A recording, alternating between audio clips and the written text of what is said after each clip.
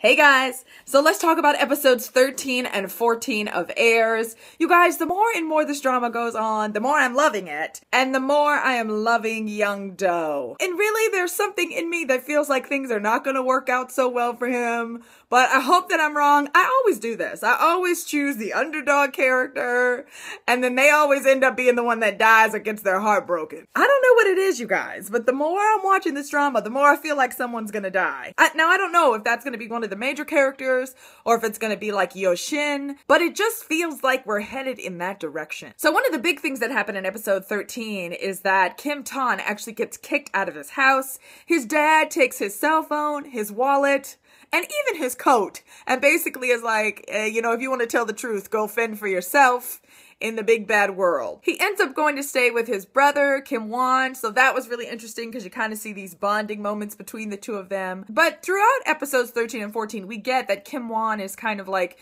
in the middle of this battle for the company, and he's really trying to kind of like keep his power. Okay, so let's talk about my love for Young Do in episode 13, right? I loved it when he reserved the coffee shop that Yoon Song is working at, like for the last 2 hours or something. He comes in, it's a private party because it's just the two of them. But there was this moment where she kind of sat down and asked him something like, "What do you want from me?" And it was just so simple, like he was just like, "I want you to answer the phone when I call. I want you to look at me when I talk to you. I want you to say hi to me when you see me." And it was just like, oh, my heart was just breaking for him, you guys. I love him. She does kind of officially reject him, and so my heart was breaking, and I felt really, really sad for him. But we all know that Young Do's not gonna just take that, right? And so the next day at school, he really threatens to tell Kim Tan's secret. He gets over the loudspeaker in the PA room and makes this big announcement like he's gonna reveal his secret, when really all he wants is Yoon Song to come rushing to stop him because he wants to see her. And so the cliffhanger for that episode was him locking the two of them in this room, and then Kim Tan comes and he's like, "Open the door," and it was tense and crazy and awesome. Now in episode 14, we get the resolution of the cliffhanger. Kim Tan beats the door down and he and Young Do have this conversation. And I felt like at the beginning of episode 14, I finally got a good understanding of what is going on between the two of them. So through some flashbacks throughout episode 14, we get that when Young Do's mom was getting ready to run away, she saw Kim Tan and she tells him like, "I want to see Young Do. I'm going to be down at this cafe. Could you tell him to come?" And so Kim Tan runs to find Young Do, but Young Do doesn't want to hear it because this is after Kim Tan has told Young Do his secret. And so the two of them are, not getting along. And so Young Do doesn't listen. And then of course, when he finally does and they rush off to the restaurant, they find an empty table. There's like, the food is still there, but his mother is gone. And so we get that he missed the last chance to see his mom because he was so busy trying to beat Kim Tan. So every time he sees Kim Tan, I think he's reminded of that. He's reminded that he made that mistake, and that makes him hate Kim Tan even more, I think. Okay, let's talk about Rachel in this episode because there was all kinds of craziness happening. In episode 14, Rachel goes to Kim Tan's house, and through some different circumstances, she realizes that Yoon Song is living there. She sees her uniform like hanging on the laundry line. And so before long, she puts two and two together and realizes who Yoon Song's mother is. And so now Rachel knows her secret. And we all know that Rachel is not going to keep quiet about that. She tries to blackmail her, right?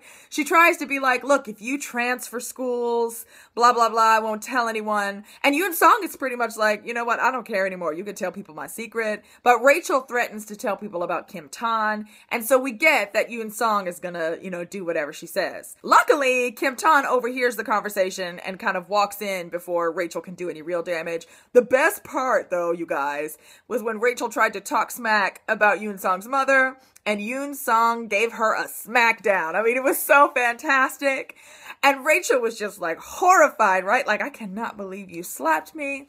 And then when Rachel tries to hit her back, Yoon Song grabs her hand and is pretty much just like, "No, like, you can say what you want about me, don't talk about my mother." Also, the other big Rachel moment was the cliffhanger of episode 14 at the party that Bona was throwing, right? I thought it was hilarious that she had a like, "We're getting back together," a reunion party for her and her boyfriend. And Rachel comes to the party even though she wasn't invited. By this point, she's found out where Yoon Song works because she tricked Young Do into leading her there. And so she's decided she's just going to embarrass her. She orders coffee and juice from this coffee house where Yoon Sung works, thinking, okay, she's going to deliver it to the party. Everyone's going to realize that she's working and that she's a part of the social class. I thought it was cool that Yoon Sung knew what was going on, and she kind of decided that she was just going to let herself be outed. You know, she didn't care anymore. And so she shows up at the party in her worker's uniform. People start to ask her questions, and she really just kind of tells them the truth. All the kids, of course, are like, oh my gosh, I can't believe it. There's all this whispering. And Rachel really thinks, okay, I've done it. You know, I have gotten back at her. But then Kim Tan goes and stands by her side. Because, of course, all the kids are just like, she lied to Kim Tan and all this stuff. But the very end of the episode is we see Kim Tan approaching her during the party. They start to play some, like, slow jams.